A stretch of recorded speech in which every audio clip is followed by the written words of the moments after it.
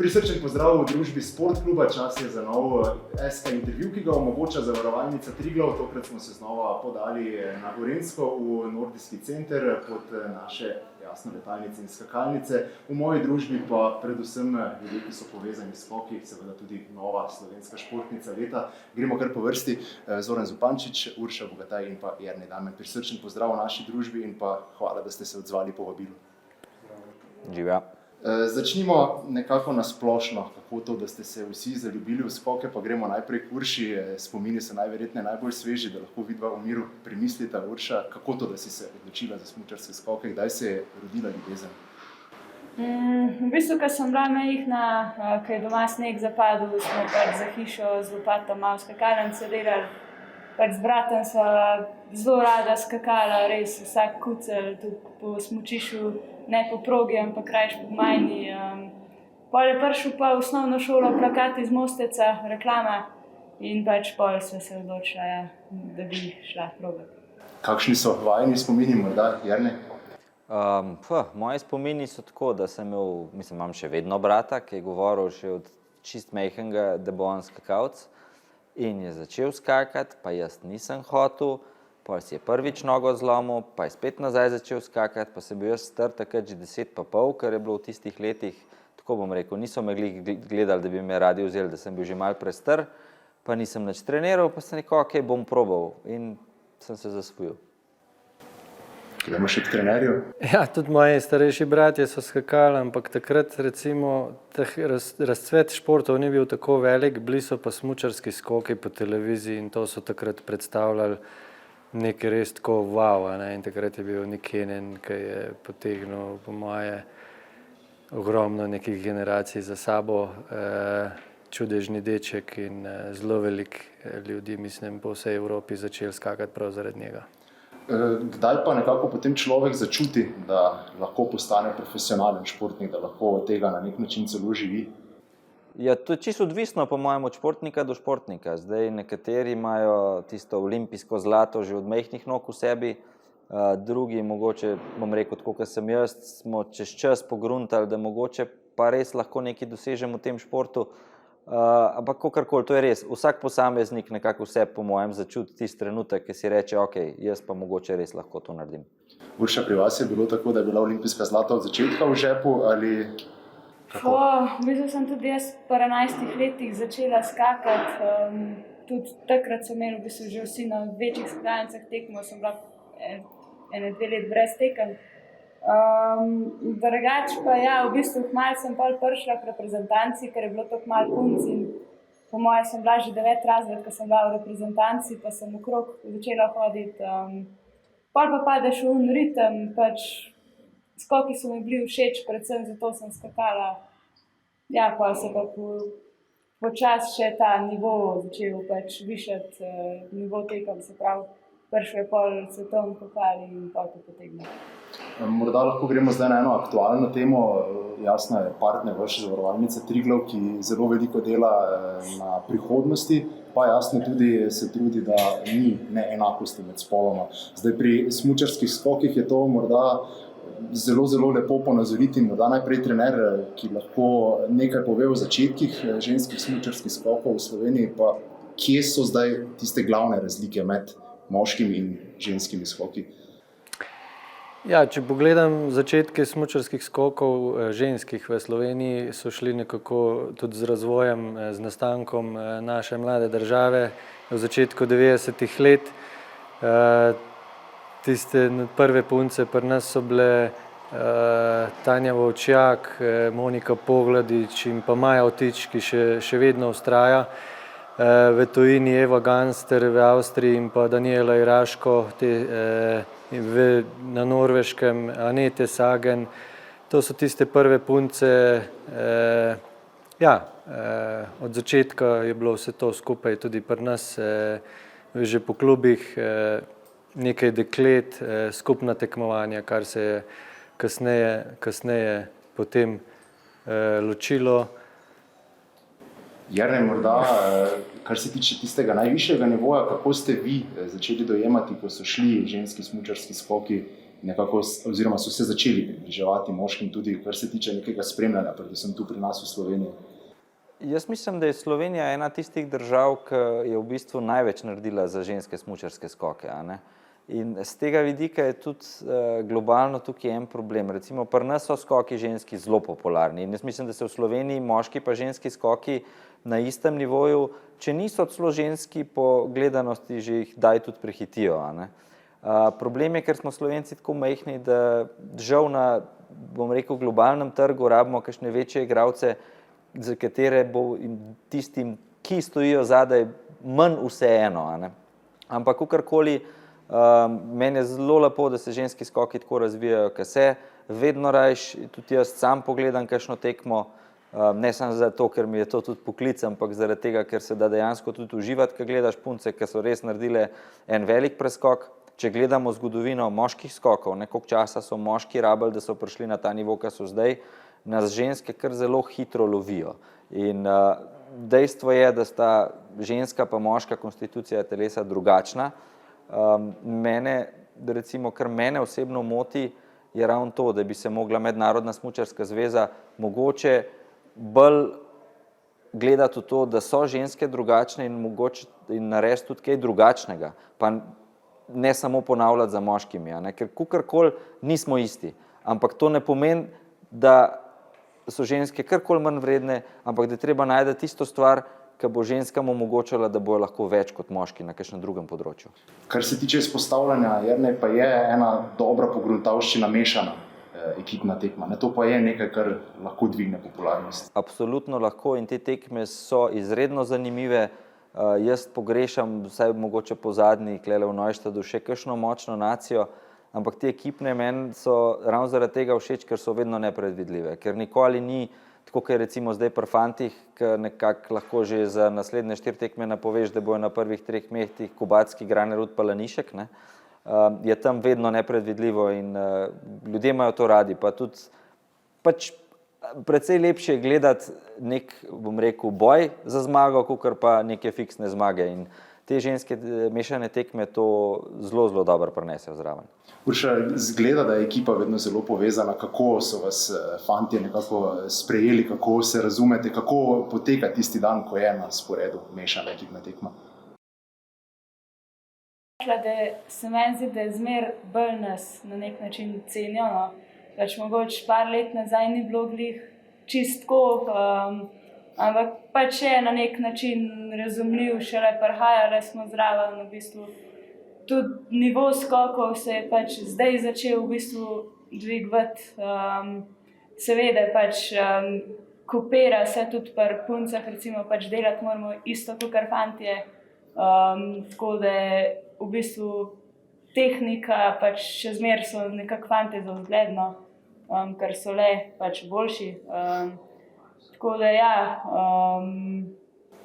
No, tudi veste seveda odlične. Če greva zdaj morda še nekoliko v preteklost, kako so vas dojemali, kako vas je dojemala okolica, ko ste že tako mladi začeli skakati, kako je bilo to v šoli, kako so bili fantje na treningih, skupaj ste najverjetneje trenirali, kakšni so spomini na to obdobje?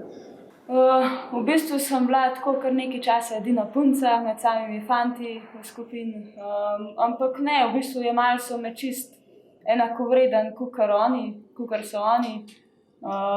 Tako da pač meni je bilo po svoje to zelo všeč, ker pač še zmeraj meni tako občutek, da če punca s fanti skupaj trenira, pač je mogoče vseeno, malo več vseeno moraš borbati ali pa ne vem, pač vidiš, kaj je s tem, recimo tamle ti en ful dobro skače, pa načeloma so fantje močnejši in ne vem, meni je bilo po svoje zelo všeč takrat. Jernej je omenil, Zoran, da so seveda razlike med fanti in pa dekleti. Kako pa je težko, na primer, prilagoditi neke treninge? Vi ste se podali iz moških skokov v ženske. Koliko je razlike pri treniranju, da na primer tudi punce potem hitro napredujejo? Kaj je treba vse prilagoditi? Ja, vsekakor so razlike. Obstajajo športi, kjer so te razlike natančno določene, nekje od 7 do 10% v osnovnih športih, kot so atletika in pa gimnastika. Imamo športe, kjer se izražajo na drugačne načine. Pri nas je pomembna moč, tehnika, in pa potem še nekatere osebnostne lastnosti, ki jih pač mora tekmovalec imeti, da se zapelje čez skakalnico. Tam, kjer je več estetske izraznosti, so hitro moški že na slabšem. Sam ocenjujem smučarske skoke tako. Uporabljamo načeloma iste discipline, največkrat normalne skakalnice in pa velike skakalnice. Letalnice nas še čakajo, ampak ocenjujem, da so smučarski skoki za ženske razmeroma nekoliko težji in prav zaradi tega jih sam kot trener še bolj cenim, ker za to morajo pač vlagati nekaj več truda in tudi glede na žensko naravo to počnejo nekaj težje. Urša, trener je omenil letalnico. Bi nekako, da bi ženski skoki šli tudi na letalnico, to pomenilo tudi neki javnosti splošni, da bi vedel kazali, da ste pa dejansko enako zmožni delati vse kot fantje? Meni se zdi, da če skačeš nekako stabilno, da se meni zdi, da ne bi smeli biti kakšnega problema, se je treba pa definitivno pač tik pred zdajci pametno odločiti. Koliko pa je želje leteti tukaj v Planici? Želja je, sicer Planice ne bo letos, želja je, ampak najprej treba do tja sploh priti. Zdaj pa se morda lahko dotaknemo še ene teme Zavarovalnice Triglav, ki veliko dela na prihodnosti, predvsem tisti projekt Zavarujemo prihodnost je nekaj zelo pomembnega. Jernej, morda najprej izkušnja iz Pekinga, kaj so tam delali za nek trajnostni razvoj? Veliko je bilo govora o umetnem snegu, o vplivu na podnebje, o plastenkah vode. Kakšni so spomini na to? Ja, še vedno Kitajska je bila Kitajska, ampak mislim, da ne vem, če ni bil celo že Tokio, ampak Peking je bil sigurno, da so bile prve CO2 neutralne olimpijske igre. Kakorkoli so mogli narediti kar precej umetnega snega, čeprav ga imajo tam dostikrat malo več, ampak je bilo to obdobje ravno tako, da ga ni bilo. Ampak so nekako to potem izenačili s tem, da so posadili, ne vem, ogromno število dreves, zato da so nekako prišli na tisti ničelni nivo. Če gremo zdaj na globalno segrevanje, morda najprej za trenerja, se opazi kakršnakoli sprememba v zadnjih letih, tudi kar se tiče urnika, morda tudi že iz vaših tekmovalnih let, kar se tiče samega snega na tekmovališčih. Je razlika, je snega manj? Vsekakor. Razmere vremenske grejo v to smer. Zdaj, kar je bilo na nivoju krovne organizacije storjeno, je prepoved flora, ki je zelo škodljiv, prav tako za okolje, kakor tudi za tiste dotične, najprej serviserje in pa tekmovalce. Kar se tiče nas, pa lahko to naredimo, da se nekako čim bolj skupaj vozimo na treninge in potem pri tem uporabljamo čim manj avtomobilov. Vemo, da bi se lahko vsaka tekmovalka pripeljala posebej in kar se tiče koledarja pa vedno bolj natrpan. Morda zdaj vprašanje za vse, glede na to, da je snega manj, da se opozarja na te spremembe podnebja, bi bilo smotrno ponekod na nekaterih prizoriščih tudi v zimski sezoni spremeniti nalet, da ne bi delali snega. Koliko je to razlike morda pri samih skokih? Najprej morda Urša, kako je iti po plastiki, kako je iti po snegu? Razlika je predvsem v smučini. Poletna smučina pa zimska smučina, tam je razlika. V bistvu letos smo štartali v Visli en mesec prej, snega itak ni bilo, tako da je bila kombinacija ledene smučine pa plastičnega doskočišča. Mogoče je to neka rešitev dolgoročna, če bi bilo zmeraj manj snega. Koliko pa bi Jernej to vplivalo na ritem tekmovalca, na formo, da bi se podlaga ves čas spreminjala? Jaz mislim, da vse te spremembe, če pridejo zaradi višje sile, se pravi, da ne moreš nič narediti glede tega, se bojo prej slej tekmovalci prilagodili. Kakorkoli je razlika med, bom rekel, ledeno pa keramično smučino, ampak še vedno ni toliko velika, da se tekmovalc ne bi mogel zelo hitro prilagoditi. Kar je pa tukaj, tako bom rekel, za poudarec, so pa skoki šport, ki je, mislim, da je eden redkih zimskih športov, ki smo ne bomo zelo prizadeti, kar se tiče globalnega segrevanja. Torej, skoki niso ogroženi. Še vedno se, mislim, Zoran me lahko tukaj popravi, govorim samo o trening skokih, a ne? Ampak tekmovalec v enem letu upravi po mojem 90% trening skokov na plastiki. Ne štejem tekama, ne. To se pravi, večina treninga je že tako tam. Če se še tekme predstavijo več bom rekel, na plastične smučine oziroma ali pa na ledene pa na plastiko, ja, zgleda drugače, prezenca je druga, ampak za tekmovalca razlike ni prav velike. Atraktivnost pa tudi ostane, ne, skoki so nekako enako dolgi. Zgledam, mogoče če bi začeli belo plastiko dajati, pa bilo še manjša razlika. Ja, tudi plastika, sicer že zdaj obstaja plastične skakalnice, res je, da večinoma skokov naredimo v poletnem času, po zimi se več ali manj tekmuje. S to tekmo zadnjo, pač s štartom svetovnega pokala v Visli, s tem hibrid načinom se je pač dokazalo, da so smučarski skoki lahko več kot zimski šport in ja, imamo alternativo. Verjetno bo pa treba na to naučiti tudi gledalce, da bodo sprejeli zelene skoke, po domače povedano. Ja, ljudi pa je treba tudi vzgajati, kar se tiče trajnostnega razvoja. Kaj morda vi sami delate kot športniki, ste zelo izpostavljeni, lahko vplivate na javnost. Kaj doma sami delate? Naprimer imamo seveda ločevanje odpadkov, pa kot je že trener omenil, da greste skupaj z enim avtom na trening. Kaj je neka tista malenkost, ki jo vsak od vas doprinese bolj zelenemu okolju? Ja, jaz absolutno, recimo, sploh v poletnem času, ker sem iz Ljubljane, iz centra, jaz kar se da naredim ali peš, ali s kolesom, ali s skirojem in je avto parkiran, če se le da. Pač ne vem, zakaj bi se vozil nekam 2 kilometra stran ali pa tudi 80 kdaj, če mi ni treba. Pa pustimo vse, kar ste prej povedali, pa ločevanje, pa te zadeve.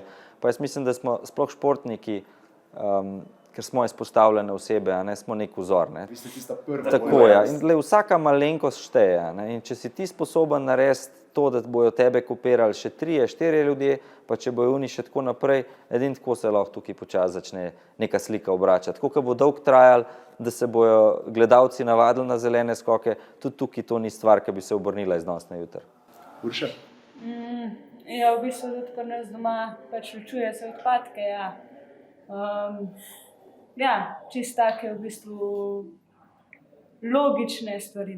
Pa s kolesom verjetno po opravkih ali s tekom? Mislim, tako bom rekla, živim izven civilizacije, tako da rabim avto, žal ga rabim, ampak ja.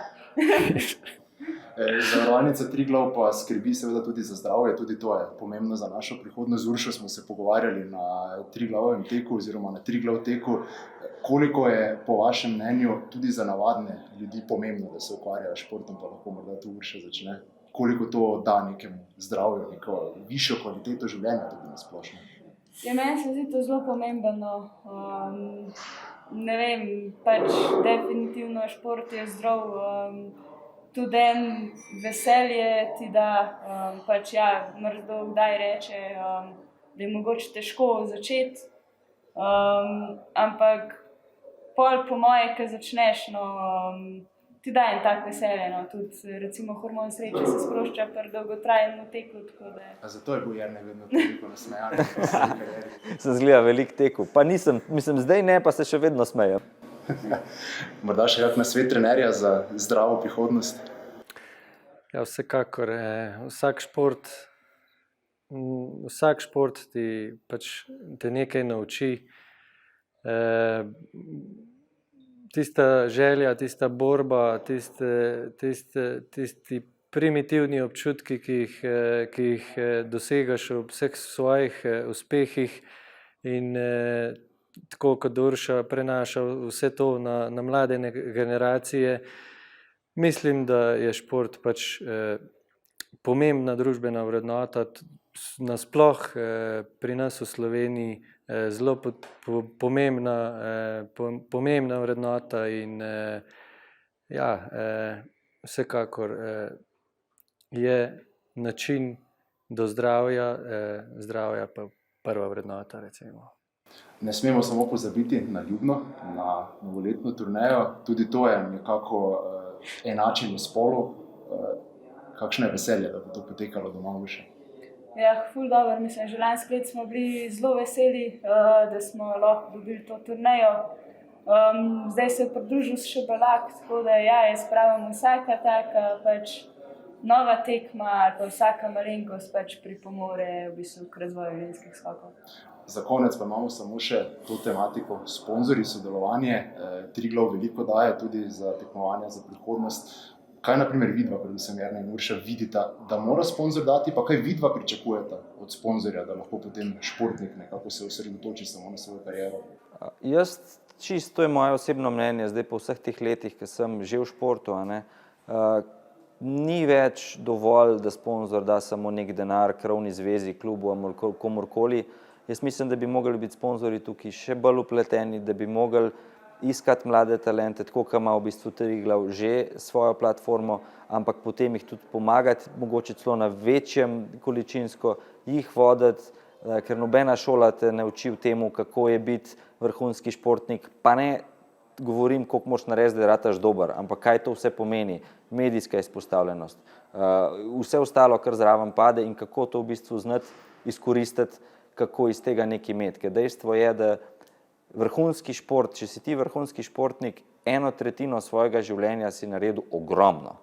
In da izkoristiš to tretjino, se moraš zelo zgodaj začeti zavedati, kaj vse boš mogel narediti, da boš na koncu rekel, ok, res mi je splačal truditi, zdaj pa ne vem, grem lahko mirno pri 30, 35 v pokoj ali pa ne vem, saj malo zadiham, ne da moram takoj ta prvi dan naslednji iskati službo, da bom sploh lahko preživel. So pa bolj partnerji, ne? Ti moderni sponzorji, kot pa samo sponzorji. Tako, so vedno bolj gre v to smer in jaz upam, da se bo to še nadgrajevalo. Urša, vzame to preveč časa in energije ali je to pač nekaj, kar mora biti zraven, da se lahko profesionalno ukvarjaš s športom? Je v bistvu pač sponzorji definitivno pač pripomorejo, da se sploh lahko ukvarjaš. Je pa ja, pač ja, včasih, če imaš zdaj malo slabši dan ali pa ne vem, včasih prije veliko obveznosti, no, ampak pač se trudimo nekako dojemati, da pač to spada zraven, ker ja, pač eno z drugim gre.